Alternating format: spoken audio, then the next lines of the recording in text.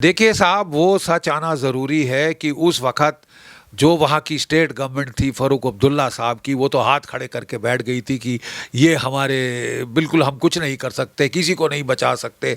और उस वक़्त जो सेंट्रल गवर्नमेंट थी वो प्लान बना रही थी कि ये कश्मीरी पंडित तो कबाब में हड्डी हैं, इनको निकाल के बाहर किया जाए और हम जो है टेररिस्ट ग्रुप से डायरेक्ट बात करें, उनको हैंड ओवर करें ताकि अमेरिका हमसे खुश हो जाए। और उनकी खुशी के लिए तलवे चाटने वाले यहाँ लाइन लगा के पड़े थे। अगर भारत की फ़ौज को उस वक़्त हाथ खुले छोड़े जाते तो शायद हम पंडितों के को जाने ना देते, शायद पंडित ऐसे माहौल क्रिएट होता कि वो वापस आ सकते थे।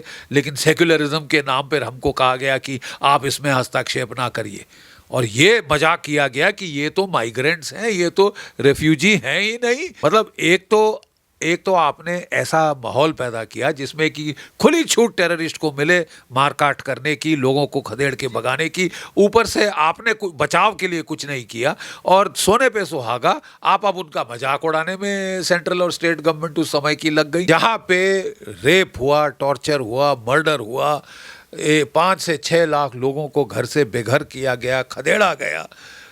30 साल से वो सड़ रहे हैं। ये अरविंद केजरीवाल जी को अचिढ़ है किसी एक भारत की जाति से, तो वो ना सिर्फ एक तो इसके डिनायल कर रहे हैं, वो अब परिहास के दर्जे पे आ गए कि मजाक उड़ाया जाए।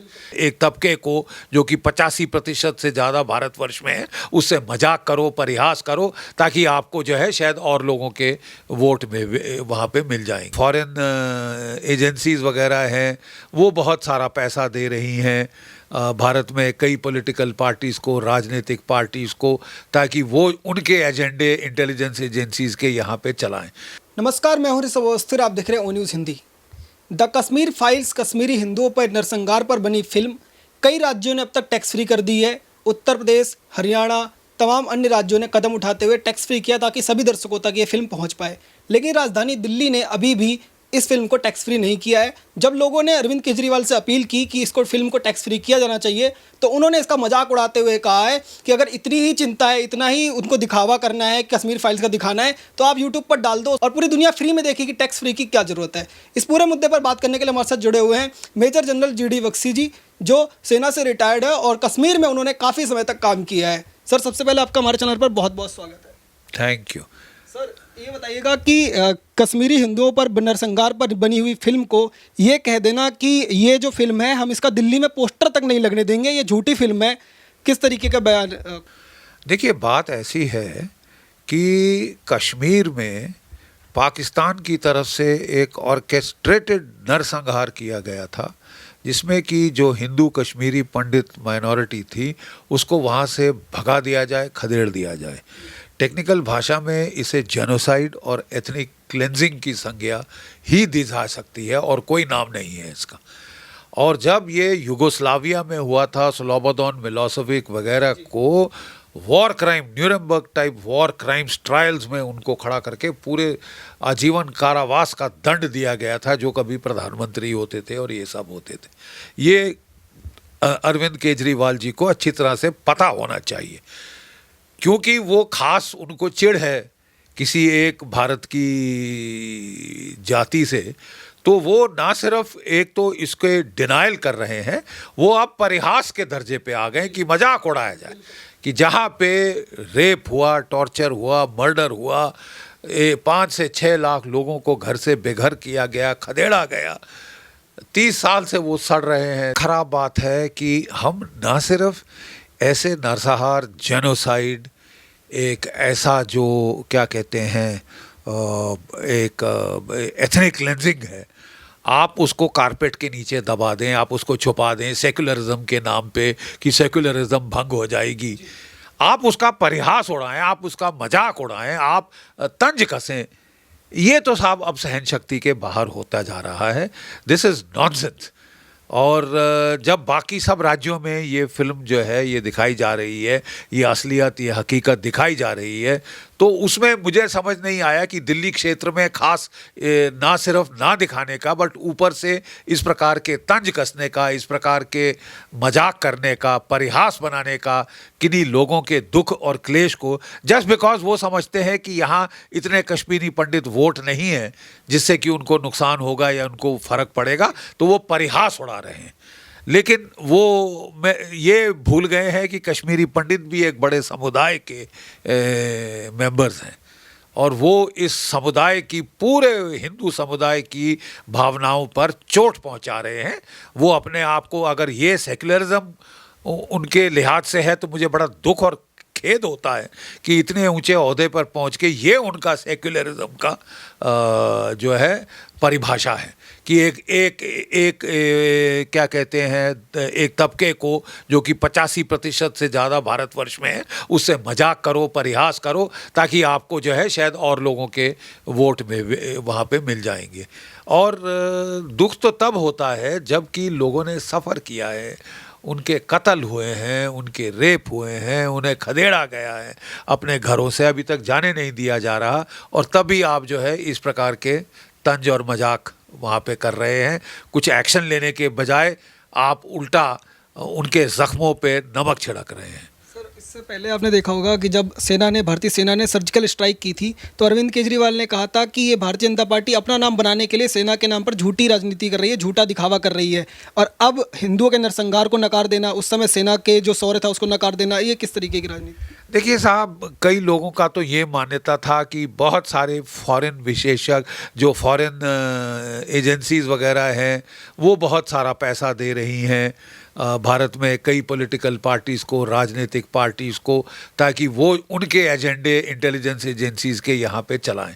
तो मुझे बड़ा खेद होगा कि अगर हमारी राजनीतिक पार्टियां इस प्रकार से बाहरी तत्वों को लेकर अपने देश में मजाक छेड़ दें और तमाशे छेड़ दें। जो कश्मीर के पंडित समुदाय के साथ जो हिंसा हुई, जो क्रूरता हुई, जो उनके साथ जो था वो जेनोसाइड हुआ, एथनिक क्लेंजिंग हुई, उसके बारे में हमें कुछ करने के बजाय अगर हम लोग मजाक और तंज कसने के लेवल पे आ जाएं तो मैं समझता हूँ इससे ज़्यादा घिरी हुई हरकत कोई नहीं हो सकती। और ये बकवास एकदम से बंद होना चाहिए। हमको कोई ठोस एक्शन लेना चाहिए कि कश्मीरी पंडित वापस बाइज्जत अपने घरों में जाके अपनी ठंडी हवा में सांस ले सकें। उनको ज़रूरत है प्रोटेक्शन की, उनको गेटेड कॉलोनीज़ में रखा जाए, प्रोटेक्टेड कॉलोनीज़ में रखा जाए, उनकी सिक्योरिटी पे पूरा जो है तवज्जो दी जाए और तभी जाके ये ज़ख्म भरेगा। अभी पहला कदम ये है कि कम से कम जो हुआ उसका खुलकर अब बयान तो हो रहा है, ताकि कम से कम शर्म तो आएगी, नेमिंग एंड शेमिंग तो होगी। और ये बड़ी मिर्च लग रही है कई तबकों को, ये बहुत दुख की बात है। I am surprised by this behaviour. 1990 में वहाँ पे पोस्टेड थे, तो क्या वहाँ का मंजर किस तरीके का दिखा था और वो सच आना क्यों जरूरी है बाहर? देखिए साहब, वो सच आना ज़रूरी है कि उस वक़्त जो वहाँ की स्टेट गवर्नमेंट थी फ़ारूक अब्दुल्ला साहब की, वो तो हाथ खड़े करके बैठ गई थी कि ये हमारे, बिल्कुल हम कुछ नहीं कर सकते, किसी को नहीं बचा सकते। Dereliction of duty, direct dereliction of duty. और उस वक्त जो सेंट्रल गवर्नमेंट थी वो प्लान बना रही थी कि ये कश्मीरी पंडित तो कबाब में हड्डी हैं, इनको निकाल के बाहर किया जाए और हम जो है टेररिस्ट ग्रुप से डायरेक्ट बात करें, उनको हैंड ओवर करें ताकि अमेरिका हमसे खुश हो जाए। और वहाँ पे जो एक ख़ास मैडम थी अमेरिका के अंदर, जो उस वक्त बड़ी मुहिम चला रही थी कि इलेक्शन हो गया तो काफ़ी नहीं है, इनको लाना पड़ेगा, हुर्रियत कॉन्फ्रेंस को राजा बनाना पड़ेगा, तभी हम जाके आपसे खुश होंगे। और उनकी खुशी के लिए तलवे चाटने वाले यहाँ लाइन लगा के पड़े थे। उस वक्त इंटेलिजेंस एजेंसीज भी बिल्कुल जो है बहुत ही वो मायूस हो चुकी थी और उन्होंने कहा कि वी हैव लॉस्ट कश्मीर। तो उस वक्त केवल एक शख्स थे जिसने कहा कि who says we have lost Kashmir, I am still there. और उस वक्त जो है वो उसने कहा दी आर्मी स्टिल देयर, वो थे जनरल वीके जो शर्मा, जो टिच शर्मा साहब थे, उन्होंने स्टैंड लिया। और उस वक्त फिर भारत की फ़ौज ने ये पूरा पासा पलट दिया।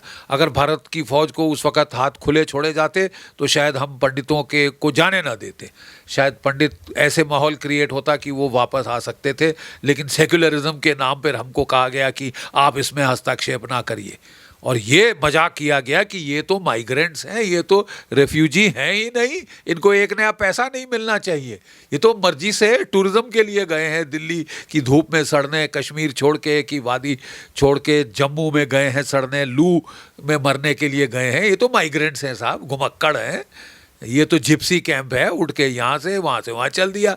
मतलब एक तो आपने ऐसा माहौल पैदा किया जिसमें कि खुली छूट टेररिस्ट को मिले मारकाट करने की, लोगों को खदेड़ के भगाने की, ऊपर से आपने बचाव के लिए कुछ नहीं किया, और सोने पे सुहागा आप अब उनका मजाक उड़ाने में सेंट्रल और स्टेट गवर्नमेंट उस समय की लग गई।